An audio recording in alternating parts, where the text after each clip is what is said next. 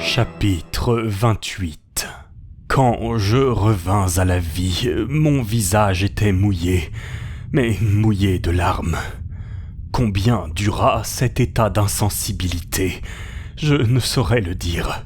Je n'avais plus aucun moyen de me rendre compte du temps. Jamais solitude ne fut semblable à la mienne, jamais abandon si complet. Après ma chute, j'avais perdu beaucoup de sang. Je m'en sentais inondé. Ah, combien je regrettais de n'être pas mort, et que ce fût encore à faire. Je ne voulais plus penser. Je chassais toute idée. Vaincu par la douleur, je me roulais près de la paroi opposée. Déjà, je sentais l'évanouissement me reprendre et avec lui l'anéantissement suprême, quand un bruit violent vint frapper mon oreille.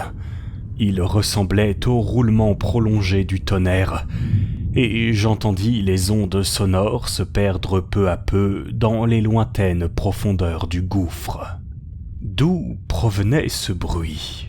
De quelque phénomène, sans doute, qui s'accomplissait au sein du massif terrestre, l'explosion d'un gaz ou la chute de quelque puissante assise du globe.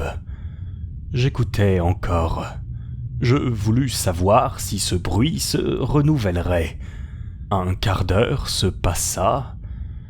Le silence régnait dans la galerie. Je n'entendais même plus les battements de mon cœur.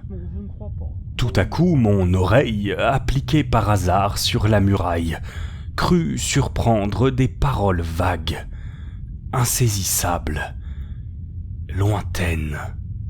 Je tressaillis. C'est une hallucination, pensai-je.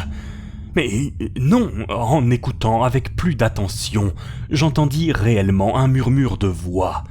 Mais de comprendre ce qui se disait, c'est ce que ma faiblesse ne me permit pas. Cependant, on parlait. J'en étais certain. J'eus un instant la crainte que ces paroles ne fussent les miennes, rapportées par un écho. Peut-être avais-je crié à mon insu. Je fermai fortement les lèvres et j'appliquai de nouveau mon oreille à la paroi. Oui, certes, on parle. En me portant même à quelques pieds plus loin le long de la muraille, j'entendis distinctement. Je parvins à saisir des mots incertains, bizarres, incompréhensibles. Ils m'arrivaient comme s'ils eussent été prononcés à voix basse, murmurés pour ainsi dire. Le mot Forlorad était plusieurs fois répété avec un accent de douleur. Que signifiait-il ? Qui le prononçait ? Mon oncle ou Hans, évidemment, mais si je les entendais, ils pouvaient donc m'entendre. « À moi !» criai-je de toutes mes forces. « À moi !» J'écoutais, j'épiais dans l'ombre une réponse, un cri, un soupir. Rien ne se fit entendre. Quelques minutes se passèrent.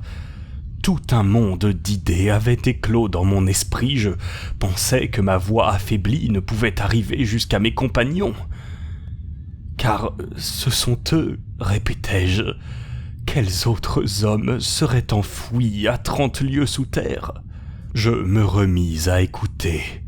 En promenant mon oreille sur la paroi, je trouvais un point mathématique où les voix paraissaient atteindre leur maximum d'intensité. Le mot Forlorad parvint encore à mon oreille, puis ce roulement de tonnerre qui m'avait tiré de ma torpeur. Non, dis-je, non, ce n'est point à travers le massif que ces voix se font entendre. La paroi est faite de granit et elle ne permettrait pas à la plus forte détonation de la traverser. Ce bruit arrive par la galerie même. Il faut qu'il y ait là un effet d'acoustique tout particulier. J'écoutais de nouveau et cette fois, j'entendis mon nom distinctement, jeté à travers l'espace. C'était mon oncle qui le prononçait. Il causait avec le guide et le mot Forlorad était un mot danois. Alors, je compris tout.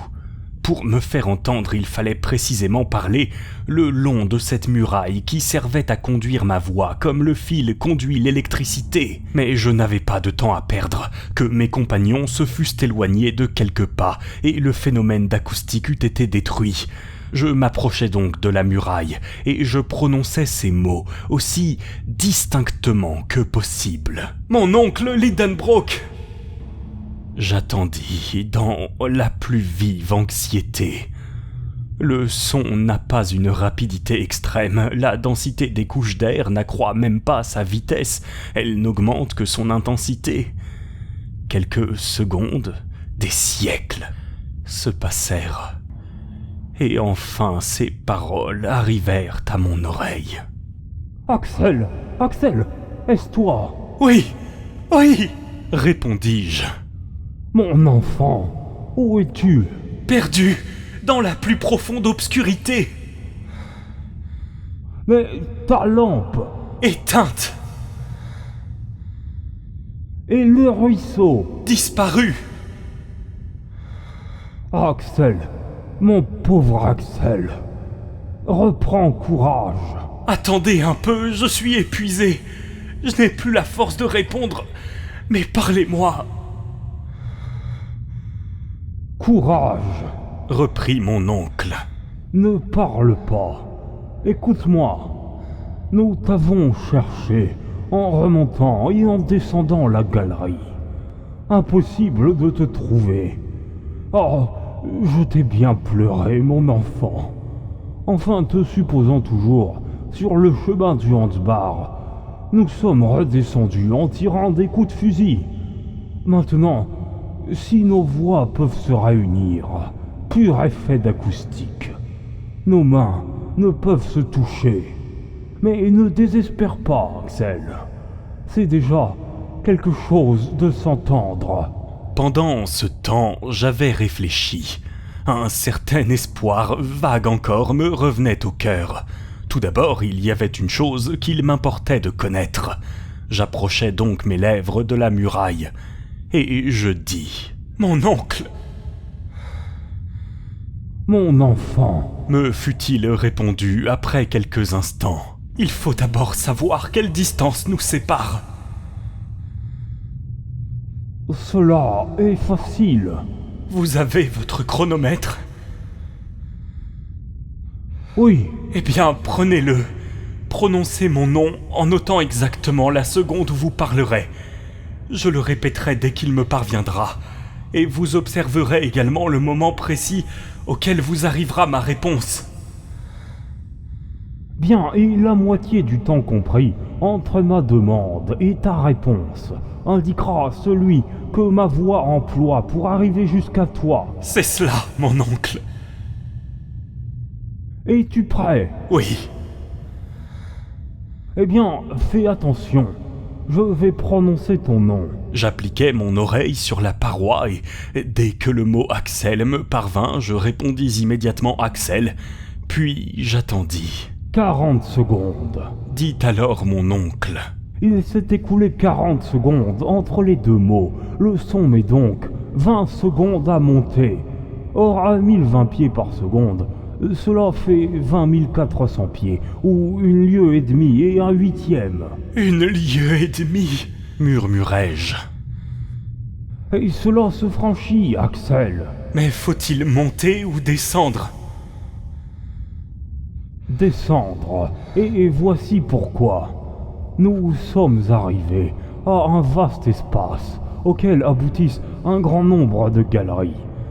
Celle que tu as suivie ne peut manquer de t'y conduire, car il semble que toutes ces fentes, ces fractures du globe, rayonnent autour de l'immense caverne que nous occupons. Relève-toi donc et reprends ta route. Marche, traîne-toi s'il le faut, glisse sur les pentes rapides et tu trouveras nos bras pour te recevoir au bout du chemin. En route, mon enfant, en route. Ces paroles me ranimèrent. Adieu, mon oncle, m'écriai-je. Je pars. Nos voix ne pourront plus communiquer entre elles du moment que j'aurai quitté cette place. Adieu donc. Au revoir, Axel. Au revoir. Tels furent les derniers mots que j'entendis. Cette surprenante conversation faite au travers de la masse terrestre, échangée à plus d'une lieue de distance, se termina sur ces paroles d'espoir. Je fis une prière de reconnaissance à Dieu car il m'avait conduit parmi ces immensités sombres au seul point peut-être où la voix de mes compagnons pouvait me parvenir. Cet effet d'acoustique très étonnant s'expliquait facilement par les seules lois physiques. Il provenait de la forme du couloir et de la conductibilité de la roche. Il y a bien des exemples de cette propagation de sons non perceptibles aux espaces intermédiaires. Je me souviens qu'en maint endroit, ce phénomène fut observé, entre autres dans la galerie intérieure du dôme de Saint-Paul à Londres, et surtout au milieu de ces curieuses cavernes de Sicile, ces latomies situées près de Syracuse, dont la plus merveilleuse en ce genre est connue sous le nom d'oreille de Denis. Ces souvenirs me revinrent à l'esprit et je vis clairement que, puisque la voix de mon oncle arrivait jusqu'à moi, aucun obstacle n'existait entre nous. En suivant le chemin du son, je devais logiquement arriver comme lui, si les forces ne me trahissaient pas. Je me levai donc. Je me traînais plutôt que je ne marchais. La pente était assez rapide, je me laissais glisser. Bientôt, la vitesse de ma descente s'accrut dans une effrayante proportion et menaçait de ressembler à une chute. Je n'avais plus la force de m'arrêter. Tout à coup, le terrain manqua sous mes pieds. Je me sentis rouler en rebondissant sur les aspérités d'une galerie verticale, un véritable puits. Ma tête porta sur un roc aigu et je perdis connaissance.